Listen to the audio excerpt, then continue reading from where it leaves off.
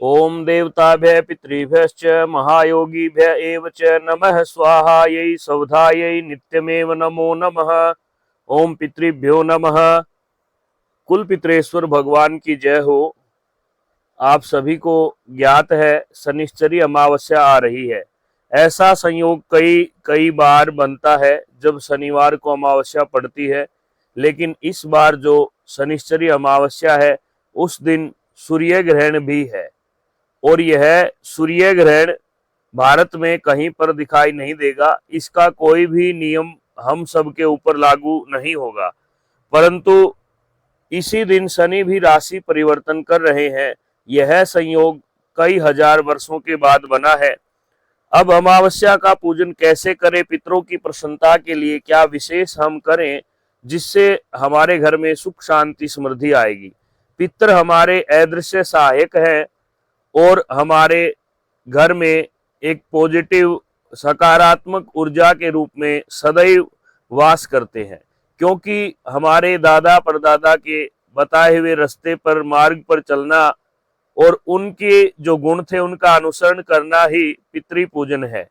विशेष रूप से इस दिन क्या करें, सबसे अच्छी बात तो यह है कि आप पितरों की प्रसन्नता के लिए इस दिन पितृ गायत्री मंत्र जो अभी हमने बोला था उसका यज्ञ करवाएं और योग्य ब्राह्मण से मिल करके इस यज्ञ का आयोजन करवाएं।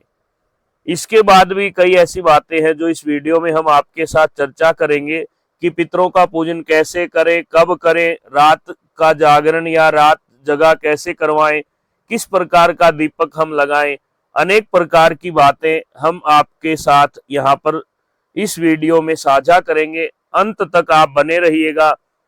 आपको अमावस्या की पिछली रात्रि को पितरों के निमित्त रात जगानी चाहिए और इसमें अपने परिवार की, आस पड़ोस की माताएं बहनें सभी इकट्ठी होकर के पितरों के निमित्त रात्रि जागरण करें। और पितरों के निमित्त रात्रि जागरण में बहुत सी सावधानियां हैं जो आपको ध्यान में रखनी है। सबसे पहले तो बात यह आती है कि पितरों के लिए कौन सी दिशा प्रमुख है। घर के मंदिर में पूजा करें या गांव में ग्रामीण क्षेत्र में रसोई में भी पितरों की पूजा की जाती है। अनेक प्रकार के ऐसे मन में प्रश्न आते हैं, बार बार लोग पूछते हैं। उन्हीं प्रश्नों के आधार पर हम आपको इस वीडियो को समझाने का प्रयत्न करेंगे। सबसे पहले पितरों का रात्रि जागरण करें। रात्रि जागरण में एक अखंड दीपक रसोई घर में एक थाली अनाज की भर करके रखें। उसके ऊपर एक अखंड दीपक, घी का दीपक जलाएं और वह दीपक अगले दिन सुबह अमावस्या की पूजा तक जलता रहना चाहिए। बात करें दिशा की, दक्षिण दिशा पितरों की दिशा है।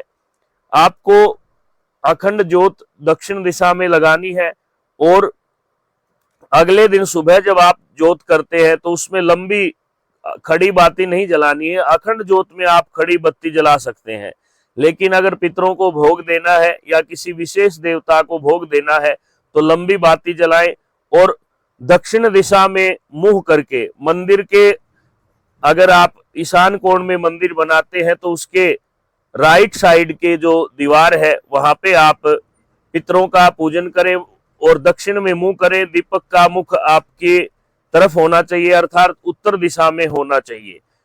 अब आप जैसा देख रहे हैं यह चौमुखा दीपक है। यह दीपक आपको कब जलाना है यह भी हम बतलाएंगे। आप सुन रहे होंगे कि 8 नंबर शनि का है, 1 नंबर सूर्य का है, इसलिए 8:18 पर चौमुखा दीवा अपने गेट में एंट्री करते समय राइट साइड में आपको जलाना है। इसमें आप तिल का तेल भर सकते हैं, घी भर सकते हैं और यह दीपक आप जरूरी नहीं बताए हुए टाइम से पहले या बाद में भी सायंकालीन सूर्यास्त के बाद आप इसको जलाएं। यह एक तरह से यम को दीपदान करना है। इससे आपके घर की नकारात्मक ऊर्जा बाहर जाएगी और आपके घर में कोई भी अगर यंत्र तंत्र मंत्र का दोष है तो इस दीपक के जलाने से वह स्वतः ही दूर हो जाएगा।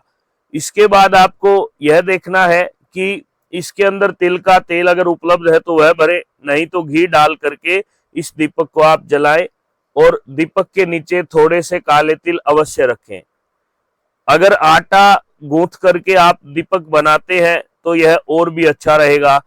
आटे का दिया आप जलाएं, उसके अंदर चौमुखी बत्ती बना करके इस दीपक को आप अपने घर के मुख्य द्वार के अंदर की तरफ जाते समय राइट साइड में आपको इस दीपक को जलाना है और घर का कोई भी सदस्य इसको जला सकता है। अब बात आती है कि पितरों की जो दिशा है वो दक्षिण दिशा है। दक्षिण दिशा में ही अपने पितरों का चित्र लगाएं। अगर आपको कोई भी अपने दादा परदादा का चित्र लगाना है तो उसका आप उत्तर में मुख करके और दक्षिण वाली दीवार पर मंदिर के साथ में ही आप इस तस्वीर को लगा सकते हैं। उसके बाद पितरों को क्या प्रिय है? पितरों को सबसे अधिक प्रिय खीर का भोग है। अमावस्या के दिन प्रातःकाल समय से उठ करके अच्छे से बर्तनों को मिट्टी से मांज करके, अगर मिट्टी उपलब्ध नहीं है तो आपके पास जो भी सामग्री है बर्तन साफ करने की, उससे साफ करके अच्छे से बर्तनों को धो करके, क्योंकि शुद्धता ही जरूरी है, वैसे भी रसोई शुद्ध रहनी चाहिए। आजकल रसोई में दीपक जलाने के लिए इसलिए मना किया जाता है कि लोग आजकल अपने घर के रसोई घर में ही बर्तन धोने लगे, तो वहां पे दीपक जलाना और चप्पल भी पहन के रखते हैं, ऐसा गलत है। अब भोग की बात करें तो पितरों को पक्की रसोई खिलानी चाहिए। पक्की रसोई के अंदर अपने घर में बनी हुई खीर, खीर के साथ में आप कोई भी पूड़ी, कचौड़ी या स्वयं अपने हाथों से तैयार की हुई पराठे आदि की रोटी से भोग लगाएं। लेकिन गाय को ऐसा भोजन न कराएं, यह केवल भोग के बाद स्वयं खाएं या बच्चों को खिलाएं। और ब्राह्मण को भी आप भोजन करवा सकते हैं। तस्वीर में आप देख रहे हैं यह तर्पण है। पितरी तीर्थ से पितरों का तर्पण शनिश्चरी अमावस्या को अगर आप कराते हैं काले तिल डाल करके, तो आपके दादा परदादा, सड़दादा, नाना पड़नाना, सड़नाना अर्थात 3 पीढ़ी का मुक्ति का साधन है। गौ दान भी आप इस दिन कर सकते हैं, या गौशाला में जाकर गौओं को आप हरा चारा, गुड़ या कोई मौसमी फल लेकर के, जो मौसम के अनुसार अच्छा फल है, वो हरा चारा या कुछ अपनी तरफ से दक्षिणा आदि दे करके गौशाला में दान कर सकते हैं। इसके साथ साथ आपको अनाथ आश्रम में भी दान करने से इसका बहुत अच्छा पुण्य मिलेगा।